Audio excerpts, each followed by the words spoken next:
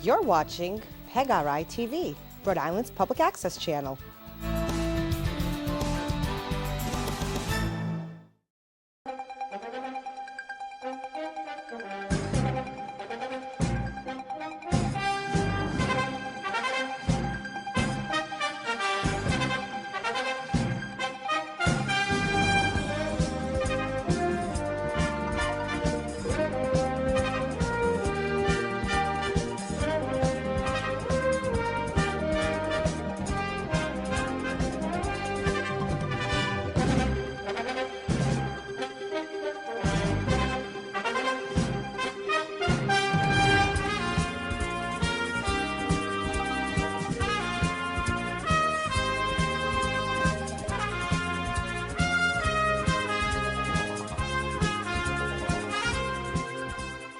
Welcome everybody to the Four Corners, brought to you by the Official Wrestling Museum. We are your host. I am Angel, and I am joined by the Official Wrestling Museum's Hall of Famer, Lowlife. And this week on the Four Corners, before we get going, we're going to count you to 1, to 2, to 3. Scan this QR code on the floor. Ready, go, and help us make it National Pro Wrestling Day. We are every professional day here in Rhode Island. With your help, that takes less than 10 seconds and it's totally free to do. We can make it a national day.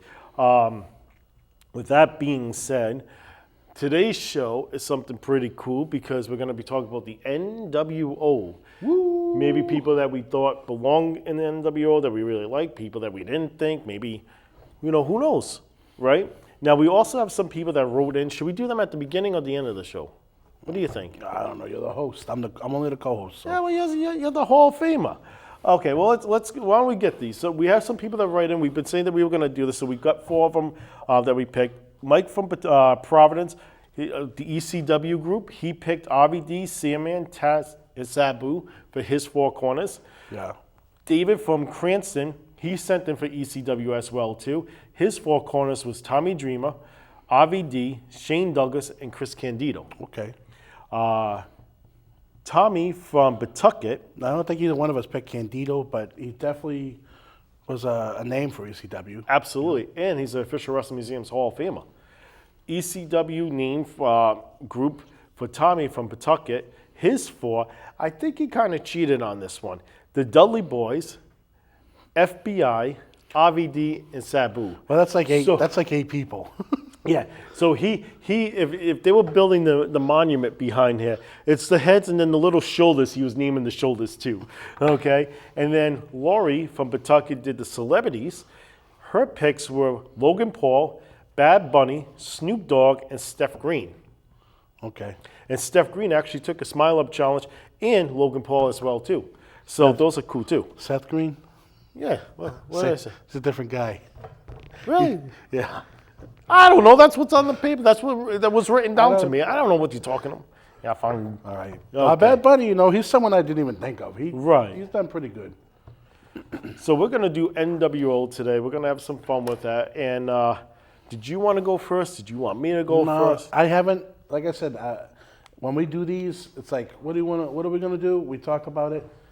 I don't even think of it until we're here. Yeah, me I too. do have one name, really. I'll let you go. So this is, again, who we like. This is the entire nWo, Wolfpack, Black and White, Black and Silver, even the WWF. I don't know if I could, that version. I was going to say a word that begins with B-A. I don't know if I could say it, so whatever. The horrible version of that nWo. Yeah. nWo everything, and nWo anything. There's been a lot of nWos out there. And this is for who we like, who we don't like, just who is oddball. Yeah, so, just someone you want to bring up and go, oh yeah, okay, let's talk about him. Did he fit? Did he not fit? Whatever. It's just whatever, So my first pick is going to be Louis Spigoli. Okay. Okay. Now was he? See, now this is cool because I'm also. I don't think we're going to be talking about in this show. I don't think we're going to be like Hulk Hogan, Scott Hall. Those are the obvious people, Yeah. It's like we know that these guys fit. I don't think we're going to be talking about that. We're going to be talking about the kind of people that maybe didn't get their due, or okay, and so you to throw out Louis Spicoli is pretty cool because it's like, okay, I know he was like Scott Hall's minion. Yep. Was he an official member? I'm not going to So say. they said he was Right. an official member. Okay. And I mentioned him because he was a very talented worker. He was on the rise. Yeah. In WCW. Yep. I mean, he was in And- ECW. He had built up a name for himself. Right. WCW. It took him a little bit, but he started to get on that. He was up. He was going that up. level. Yep. Yeah. And I think it was a way to get him out there, to give him some credit, give him some due. Did it fit? It really didn't. To And, me, it didn't. I mean, he was but like- again, NWO was really just the cluster of what we're gonna. So you know what? I think NWO would be perfect for AEW because they have so much talent. It was like, oh, we have so much talent in WCW. Let's just toss them in NWO. In a lot we of can ways, get them on yeah. TV. In And a lot of ways, I compare AEW to WCW. Yeah. And like you said, yeah, it's And like I think we that's could just what it throw was. this guy in this group. Just toss them out there. We'll have them do innovation. We'll have them kick these guys down. Oh my God, there's 80,000 guys. We gave them camera time. I think Louis Piccoli, he was kind of the replacement for Six, for Scott Hall. He became his little buddy. So yeah, I mean, it's too bad because within maybe a month or so of him really getting into that spot, he passed away. Yeah. But that's a pretty good, throw that out there. So I now, as we said, we're going all scales of NWO. So the first guy I want to talk about Is this the guy? No. It's not I the have guy. a guy that I'm gonna drop later that most people are probably gonna be like, who? But not this one. This one I'm gonna throw out there. NWO Japan, Hiroshi Tenzan. He's one of my favorite guys. He's still out there today, here and there. When you think of NWO Japan was pretty big. You had Muda, you had Chono. Those were the two big guys. Scott Norton was big over there. Buff Bagwell. NWO Sting was big over there. Tenzan was another guy. I just love Tenzan. Yeah, He would come NWO over every Japan- now and then, but there was just something. I don't know what it was about Tenzan. He wore this cool headset. I don't know. I just loved the way he did his chops. I love his work, and I don't know. I tend to really be huge on NWO Japan, even more so than even the regular and NWO. There was something about NWO Japan, and I don't know if it was just because back at that particular time, you were the knowledge of if you made it in Japan, you were something big. That if you came back to the States, you were going to be this huge star. And that might have helped the image of NWO Japan for me, at least at that time frame, because I was more invested into them because what they were able to do out there, because what their wrestling fans were 3-1 to us. So for them to be able to get over and pull the same kind of gimmick out there that we're pulling here in the States, where here in the States we're grabbing all these major names to just keep tossing in. Then using names that, some of the names are huge, but to us over here, some of them are really just, I think it did good. So another guy that I was odd that they tossed him in. I feel that it was just somebody that they needed to do something with. Disco Inferno. When you said Louis Piccoli, I was going to mention Disco Inferno as one of those guys. Was he in it? Was he not? I know that he was technically in the Wolfpack. It was an odd fit. It really didn't fit, but it's like, okay, they threw him in there. When I would ever think of, like, if you told me name the NWO, he wouldn't be a guy I would ever name as far as like one of the main guys. But he was part of it. I'm not going to name any names because we're kind of all going off. You might name this other guy. So there's another guy too that would wear an NWO shirt, and I'm like, he's not really even in the group. But yeah, it just, I don't know, man. It was weird that Disco Inferno. I just had a conversation last week about Disco Inferno, saying, he doesn't really get the due that he was deserved. He was a pretty good gimmick and a pretty good worker. People are very high up on Honky Tonk Man. And he wanted to be the Honky Tonk. I remember Raven saying, you are so high up on him, how are you not high up on Disco? Because he literally brought the same energy to his character. Well, I remember Raven in a shoot interview saying that Disco wanted to be that was his favorite guy. And, he basically was a new generation Honky Tonk Man. And I think he did fine. I really like, the thing I was talking about last week about Disco was, do you remember it was coming up to Bash at the Beach 96? and he was getting into a feud with Dean Malenko. And Malenko was Mr. Man of 1,000 Holds, in all seriousness, and he's having his match, and Disco Inferno comes out to the ring, the ball drops, and he's dancing in the ring while Dean Malenko's wrestling. And they ended up having a pretty good match at Bash at the Beach. So, yeah, Disco, again, I like this that we're naming people that are like not the biggest names that everyone always talks about. So, for me, I want to go with my next one. Kurt Hennig is kind of a big name, but, you know, when Kurt Hennig joined the nWo, I hated it because I really liked him in the Horsemen. And at the time when Kurt Hennig joined, I thought the way he joined was cool.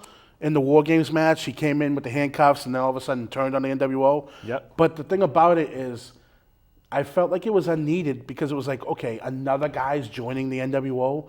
I thought that he fit so well with the Horsemen that when he did turn on the Horsemen, it kind of just was like, disappointing. Not in the sense of like, oh, I'm disappointed that he turned on the Horsemen. It was like, I'm disappointed that they took him out of the Horsemen and put him in the nWo, where in the Horsemen he was a focal point, and then the nWo he really wasn't. He had his feud with Flair, and that was pretty much it. Yeah, when Kurt Hennig, at first I was like, oh, wow, okay, that's going to be impacting. And it's like, what happened? Yeah, after the thing with Flair, he really... when you take him from WWF, you take him to WCW, okay, and he played that perfect character, and he was flawless with that. Perfect was perfect. Yeah. And then you take him over to this character over there, and you're not utilizing the same type of traits, and then you put him into a group that is just a cluster of guys. You know what I mean? Yeah. And the problem was, too, nWo, you had your top three, and then, X-Pac was there, Six was there. But, like, you knew it was just people getting tossed in because they didn't know what to do with them. Yeah. So another person for me, it's so far it's nothing that I'm like, yay, I was glad that they were in. That I think they made a wrong move was Rick Rude putting them in. To me, I understood him jumping ship. He was on Raw and Nitro the same night was cool. Yeah. Him being over there, but they really didn't do anything to utilize Rick Rude in a role. I personally would have liked him to go with the Horsemen to help manage the Horsemen, or be something with them to do the old traditional territorial days type of way to kind of fight against the nWo instead of being in the nWo. It's different. I mean, it's difficult. Rick Rude, you're getting at that time, you're really, he wasn't he's not going to work anymore. Really, the big thing with him was getting him on that night for that moment. Yep. And that was it. He was pretty much, that was what it was for, was just that shock value of that night. Because after that, he really wasn't anything. I do think that he fit, me personally, I think that he could have fit with nWo. He really didn't, in the sense of they had Bischoff, so they had their mouthpiece guy. Yep. I don't think Ted DiBiase was still with him at the time, but if he was, there's another person like that. And Rick Rude going over there, I do think that he fit with the nWo. I just think that it could have been done better. Again, I think that it was just done for the moment of, look, he was on Raw and he's on Nitro, and they tried to say that he didn't shave just for that reason, but it's like, come on, then why else would he have shaved, Right. So, yeah, it's funny because Rick Rude was the name I had tossed up. And so for me, I'm going to save that last guy for last. Okay. I'm going to throw a fourth one in there. And it's like a toss-up of all these names. Who am I going to throw in there? There's one that I think is just like, come on, Horace Hogan. Now, I was going to say someone else, but I'm going to go with Horace Hogan. It's fun. I was thinking... I think he's going to be bottom of the barrel nWo, even lower than Vincent. I mean, why Horace Hogan? Like, even worse than the Harris brothers when they went in there with the Black and Silver group. Horace Hogan is only there because of being nephew to Hulk Hogan. Yeah. I mean, even in Raven's flock, he did not fit. He had that stupid head, Like, you know what I mean? Had a Hulk Hogan head on that body. He looked like Bert from Sesame Street. Well, I think that's the reason why he didn't get over is because his last name was Hogan. Right. Just like Flair. I'm David Flair. Another person that was a part of this. Like, to me... He just looked funny, too, with his yeah, head. So I was not a fan of Horace. I thought they could have utilized him more as maybe the guy that always lost for NWO, and they used to do like the beat down in the back. Yeah. I mean, I don't to like build that up either, though, NWO a little better. I hate when the groups do that because there's always that guy they beat on. I don't know. But you know we're what? spending too much time on Horace Hogan. I don't even want to talk about it. He just is a waste. So I'm going to say, before I name my last ones, because I want to make sure I get these in, two people I thought that was always going to be good with NWO, and if they were a part of it, excuse me. I'll let you know if I can. Yeah, because NWO, I think there was like 300-something members altogether, was Medusa. No, she was never in. And I can understand why she wasn't, but I think she would have actually fit NWO and really made an impact for the females with them. I think she would have fit because of the time she went over. She was a WWF person. Yeah. So she would have fit just as much as a Diesel or a Razor Ramon. And Alex Wright. Now, I know they changed his Kind of like gimmick. a Buff Bagwell situation where... I knew he changed over to Berlin. Yeah, right? which wasn't good. No, that wasn't good. But I think his character really could have fit well with NWO as, I'm turning on all the fans. You guys didn't, back me and this, that, I think whatever. Alex Wright would have fit in just as well as Buff Bagwell. He was a WCW kind of homegrown talent. Yep. So I think Buff, I didn't mention, Buff is like a guy that I think really fit for NWO. And I think Alex Wright would have been right along the lines of the Buff Bagwell character. Yep. Not character, I mean, same reasoning.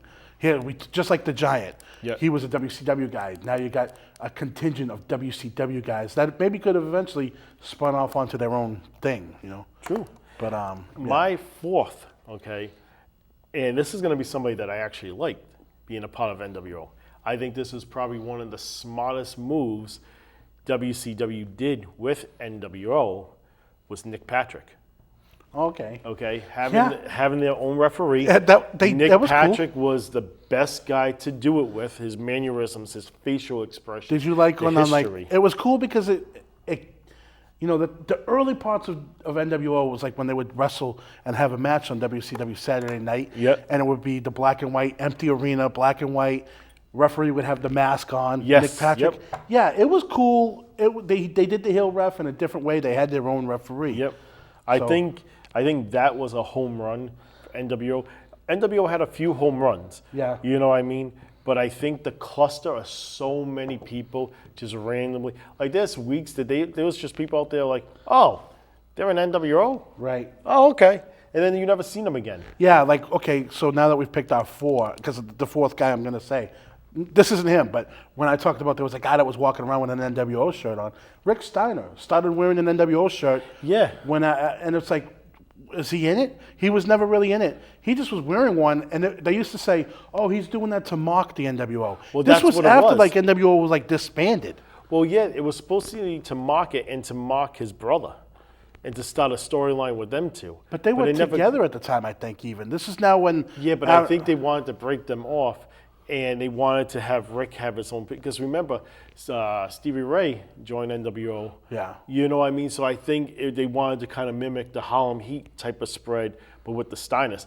That's what it seemed like and what I've heard over the years. So my fourth guy... I want to know your fourth. Yeah. So my fourth... I've been waiting on this. All right. My fourth guy... Now, it's funny because you mentioned Nick Patrick. We're going back to the early days of NWO. And I think that's what is cool is like... At the very beginning stages, NWO was such a cool concept, and they branched out, they ventured out, and they were bringing in not just wrestlers. So, like, for me, well, I'm gonna just mention him. Now I'm gonna say the name. You're not gonna know it probably. His name was Paul Gilmartin. Paul Gilmartin. Okay, do you know who that is? It sounds familiar. If anyone out there knows who it is. So, who Paul Gilmartin is if you watched... I can't remember if this was before Thunder came on or before they started airing Thunder. TBS had a show called Dinner and a Movie. Do you remember? Yes. And one episode, they would bring on, like, so what they would do is they would play a movie, and when the movie would cut to a commercial, they'd have like a 2-minute segment of them making him and some other woman, and they'd be making food or something. And every week they'd have a guest. And one week they had the Macho Man, or DDP. It was the Macho Man. And DDP came out, and he was like, him and the Macho Man started fighting and stuff. But then all of a sudden, the Paul Gilmartin guy came on, and he was wearing an NWO shirt. And he was like, yeah, I'm in the NWO. And I think DDP ended up diamond cutting him. But you know what? I remember that happening. The reason why I'm throwing him in there is because stuff like that is what made the NWO cool to me. Like when they had the race car driver, Kyle Petty. Yep. Was it Kyle Petty or Richard Petty? One of the Pettys. I think it was Kyle Petty. And then when they brought in like Rodman. So these like honorable mentions, like we didn't want to go with just like Hogan, Hall, Nash, Giant, Eric Bischoff, Macho Man. You know, we wanted to go with these odd ones. Again, this isn't our best or worst. This is just names we wanted to throw out there that people might be like, oh, okay. It's not the typical names everyone's going to hear. Like I say Paul Gilmartin. Who's going to remember that? You know, I had to look at the guy's name. I was just going to say the dinner with a guy. Like, oh my, and I can picture the whole segment. Yeah. Yep. I was just going to say the dinner and a movie guy. I thought that would have been a better name. So what's funny is if we're throwing this 4 guys, now we're trying to... Now we got to make our 4 corners. How are we going to... It's not like this is interesting. Yeah. I think Nick Patrick goes in. Yeah, so, I was going to say, I think we got to definitely do Nick Patrick because it was such a smart move by WCW to put a referee in there and to pick him as a referee. And it really helped get so many different angles over. Because why would a WCW referee ref their matches? Exactly. You know? So that was probably one of the smart. You know, and we didn't even talk about it too. Off the Ropes, we did our half-year show, and like we did up to like the Clash of Castle. And one of the things that came out a couple weeks before that was who killed WCW. You know what I mean? And this right here was one thing I think brought life into the WCW brand was putting Nick Patrick in the NWO. So the thing with my picks are that okay. So for me, I think the only pick worthy of being in that final discussion is Hiroshi Tenzan. I was gonna say I would be okay with him because, like I said, with NWO Japan, it was definitely something on a different level. Yeah, and it definitely was. It made you believe NWO was still a powerful entity or group, faction, whatever way you want to call it. You know, what's funny for me, I think the last two would be Rick Rude and Kurt Hennig. Like, okay, so you're not going to pick the dinner and a movie guy. That was a one night. You know what? That was a one night thing. Yeah, but you know what? I was almost going to mention that. Well, you know what I think? Because it was that memorable. You know what I think about that name, though? I think by just saying that one name, that kind of encompasses all of the Kyle Pettys, the Dennis Rodman, those, you know what I mean? Those out of wrestling world people. So, I mean, yeah, it's just him going in there, but, you know, like you said with the Dudley Boys, it's kind of like on his shoulders, these little tiny people. So I don't know if you want to throw him in there, but, you know, I just think that was so cool that they would do things like that. You know, like all of us, they might be at like, say they're at a Cardinals game or something, and they show a clip of like the guys in the back, and they're like, oh, this is, you know, so-and-so, Mark McGuire. Oh, and he's in the NWO because he had an NWO shirt on, you know? Right. I don't know. Like, I would be, Kurt Hennig, I would say yeah. Again, I didn't like him in the NWO, but... I didn't like him, but to me, he stuck out. Yeah. You know what I mean? So I would say Kurt Hennig. For the last one, I don't know. I was going to say that Paul guy. I was. You know, it's those memorable things, and that's what NWO was about. NWO, you didn't remember their matches. No, like every match. Really, I don't think I really can say, I can tell you move for move every an NWO match. I can tell you right now, if you go back and watch spots, if you go back and watch Nitro from 97, 98, it's horrible because every NWO match is a disqualification, interference, just like with Judgment Day now. It's not about the matches with NWO. You know? Oh, want to do that Paul guy? Well, again, I think that just his name represents The cluster of everybody. just the Let's pop do culture, it. the Paul, you pop made culture it in there. aspect. Yeah, Paul Gilmartin, you made it in. Congratulations. Dinner in the movies has now been recognized again. Dinner in a movie. But so that's our 4, folks. Let us know what you say. We'll read it here on air, and make sure you check on. If you ever want to see any of these past shows, if you want to get, what was that theme, or what did they say, or do I really agree? Go to our YouTube page. All our past episodes are on there. You can go right off the officialwrestlingmuseum.com page. The link's right in the top right-hand corner. This is a pretty, fun show. NWO, we really can talk about. I think NWO can honestly be a topic for any one of the shows that we put on, because there's just so much with NWO that, there was so much highs, there's so many lows, Right. there's so many things they could have did, should have did. Oh my God, I wish they didn't do.